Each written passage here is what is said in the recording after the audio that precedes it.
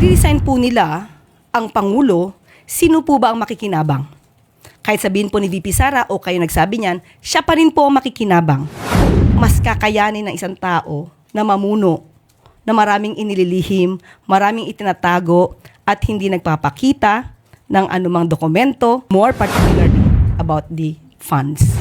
Inamin na ni Senator Bato, valid ang warrant of arrest. Siya na ang nagsabi. Kung siya man po ay magtatago, hindi magandang maging modelo ang katulad ni Senator Bato. Just want to ask, kasi may mga kumakalat po ngayon sa social media post at it says, Duterte gave the Marcoses dignity to come back while PBBM gave him a death sentence in a foreign land. Reaction po dito ng palasyo, ma'am? O kung may reaction din po si Pangulo dito?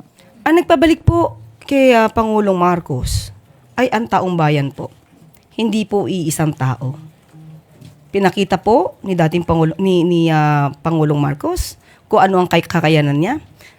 Kung inyo pong matatandaan, hindi po ba mismo ang dating Pangulong Duterte ang hindi naniniwala kay Pangulong Marcos? He even said that PBBM is a weak leader. Papaano niya masasabi na inangat niya ang dignidad ni Pangulong Marcos kung siya mismo dati ang nagbababa rito? On the other issue, ma'am, nakatakdang bumisita si U.S. Defense Secretary Pete Hegseth dito sa Pilipinas. May scheduled meeting po ba siya with PBBM at possible po bang matalakay ang issue sa West Philippine Sea considering patuloy po yung pagiging agresibo ng China? At kung ang pakay kasi ni Secretary Hegseth ay para palakasin po ang regional security. Confirm po ang pagbisita po ni U.S. Defense Secretary Hegseth. Pero po ang mga detalye po niyan ay ang magbibigay lamang po ay ang DFA at ang DND po. So wala silang meeting with President, ma'am? Ang detalye po ay sila po mismo ang magbibigay at ibibigay po namin sa inyo pagka po nagkaroon na po ng meeting. Thank you, ma'am. Let Narciso, DZRH. Good morning, Yusek. Morning. Sabi po ni Senator Robin Padilla sa kanyang Facebook Live, hinihigpitan na ng mga otoridad sa bansang The Netherlands ang mga supporter ni dating Pangulong Duterte. May mensahe po ba o apela ang Malacanang sa mga Pilipino doon? Unang-una po, hindi lang po sa mga kababayan natin sa ibang bansa, kundi dito na rin po, na manatili po tayo na kalmado. Hinahayaan lang po natin na umandar ang batas at ang hustisya. Kung meron man pong paghihigpit na nagaganap sa bansang Netherlands, ay hindi na po ito natin sakop. Ito po ay pinapatupad lamang po siguro ng bansang Netherlands ang kanilang batas doon. Sunod na tanong kay Rizal Insigne, IBC. Microphone.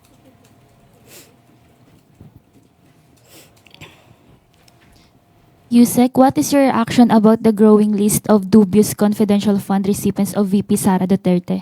House Deputy Majority Leader Paulo Ortega cited more names like Amoy Leo, Fernan Amoy, and Jody Asim. And they even call it Team Amoy Asim po. Yes, we believe that VP Sara has the obligation to tell something about this, to tell something about these discoveries. Marami na po ang naglilipa na patungkol sa mga peking resibo na di umanong na-issue po ng opisina po ni VP Sara. So, mas mabuti po, sinasabi naman po niya na dapat po tayo ay may transparency. Mas maganda po na mauna po siya na ipaliwanag ito. Sunod na tanong, Marical Sargan, Brigada FM. Good morning po, Yusek. Sa pagtitipon din po sa The Netherlands, nabanggit po ni VP Sara sa kanyang speech, as I quote, sabi ko, yung kagustuhan mo na umuwi, yan din yung katapusan ng buhay mo, magiging Ninoy Aquino Jr. ka. Any reaction po from the palace? Inahahalintulad ba ni VP Sara ang kanyang ama kaya sa yumaong Ninoy Aquino?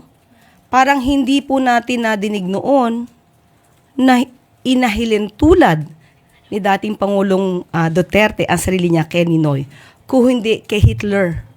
Meron po siyang sinabi mismo, sinabi pa niya dito, and I quote, Hitler massacred 3 million, actually it's supposed to be 6 million Jews.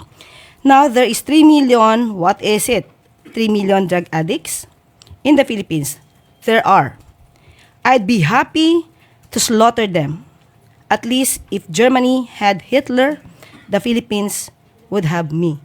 So napakalayo pong ipakumpara ang sarili o ikumpara ang dating Pangulong Duterte kay Ninoy Aquino na hindi nagkaroon ng anumang record ng mass murder or crimes against humanity.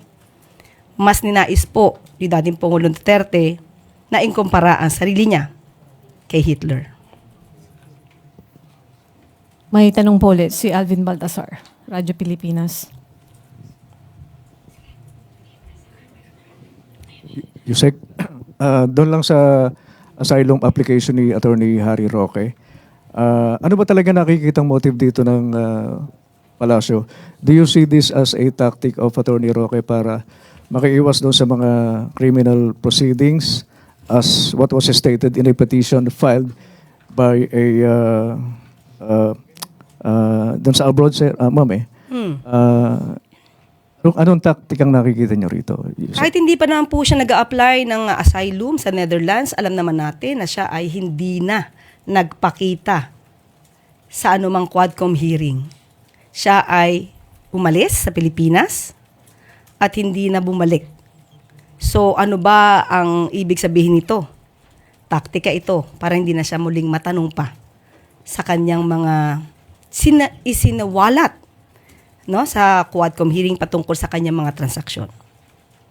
And doon sa posibleng maging dahilan, posibleng yung affiliation niya kay dating Pangulong Duterte, do you see this as a reason para hindi maaprobahan yung application niya sa asylum sa the Netherlands? Depende na po yan sa gobyerno po ng Netherlands kung ito po ay makakaapekto sa kanyang petition for asylum. Eden Santos, Net 25. Good morning po, Yusek. May mga magsasaka na po yung umiiyak sa sobrang baba daw ng presyo ng palay. I heard may 16 pesos pero parang umaabot hanggang 12 pesos po yung presyo. Ano po ang pwedeng gawin ng ating gobyerno para naman po hindi malugi yung mga magsasaka, lalo na po panahon na po ng anihan ngayon at meron pang kasabay na import o pag-angkat ng bigas. Doon po sa nabanggit ninyo mga bagong proyekto na aprobado ng NEDA, nakalagay po doon 4.1 million na magsasaka makikinabang. Anong mga proyekto din po yon? Nasagot ko na po ito noong nakaraang araw, if I'm not mistaken, last week. Sinabi po natin yung mga magsasaka po na nagbibigay ng kanilang sentimiento dahil mababa ang pagkakabili ng kanilang bigas. Ang sabi nga po natin, ayon kay Secretary Kiko Laurel, ito po ay may kinalaman din po ang mga traders. So, ang ating pong in-advise noong nakaraang linggo po ay pumunta po ang mga farmers sa mga local government units concerned at doon po ay maaaring tumulong ang lokal na pamahalaan para madala ang kanilang mabigas sa NFA stores. Okay? At doon po ay binibili po ng mas mataas ng gobyerno po ang kanilang bigas.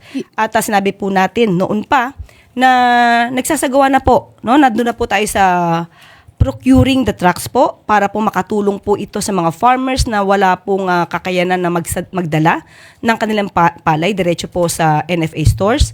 At yun po ay sinasagawa na po natin para hindi na po sila mahirapan para magdala ng kanilang mga palay. Yusek, how soon po yung pagbili natin ng mga truck? Kasi ito po yung isa sa nakikitang paraan para nga po yung mga magsasaka na wala namang pera para pang arkila ng mga truck para dalhin sa NFA yung kanilang mga ani. Sa tingin ko po, ito siguro yung isa sa nakikita nila para makatulong din na mismong NFA na ang pumunta sa kanila habang inaani. Kasi po yung mga traders ganun ang ginagawa eh. Habang inaani, nandun na po sila, may dala ng mga truck, meron ng mga sako, tapos meron na rin dalang pera na pambili. Kaya napipilitan yung mga magsasaka na doon na ibenta sa halip na sa NFA, sila pa yung magdadala doon sa opisina nila. Wala naman po silang pang-arkilan ng mga truck. According to Secretary Kiko, ito pong taon po Sa kasalukuyan po ay ginagawa na po yan at sana po mapabilis kasi alam naman po natin pag dumaan po sa procurement, medyo hindi po ganun kabilisan. Kaya dinadasal po natin na masang-ayunan na agad at magkaroon po talaga ng magandang transaksyon patungkol po sa pagbili po ng trucks para sa mga farmers. Last question from Pia Gutierrez, ABS-CBN. Ma'am, balikan ko lang yung tanong ni Maricar kanina regarding yung sa pag-compare kay dating Pangulong Duterte kay dating Senator Ninoy Aquino. Yung statement kasi ni Vice President is more, I think, on the security ng dating Pangulo sa pag-uwi niya sa Pilipinas. And I quote yung sinabi niya, sabi ko, yung kagustuhan mo na umuwi yan din katapusan ng buhay mo, magiging Ninoy Aquino Jr. ka, at sinabi niya sa akin, kung ganyan ang kapalaran ko, so be it. Ang question ko po, ma'am, is if there are enough grounds for the Duterte family to fear for the life of the former president in case or na umuwi ang dating Pangulo dito sa Pilipinas. Yun na nga po nakakapagtaka eh. Saan po ba nakukuha itong mga kwento na ganito? Saan po nakukuha ang pagkukumpara kay dating Ninoy Aquino? Saan nakukuha yung mga threats? As a matter of fact, hanggang ngayon, yung sinasabing threats kay VP Sara, hindi pa rin po na ipapakita sa NBI at saka sa PNP.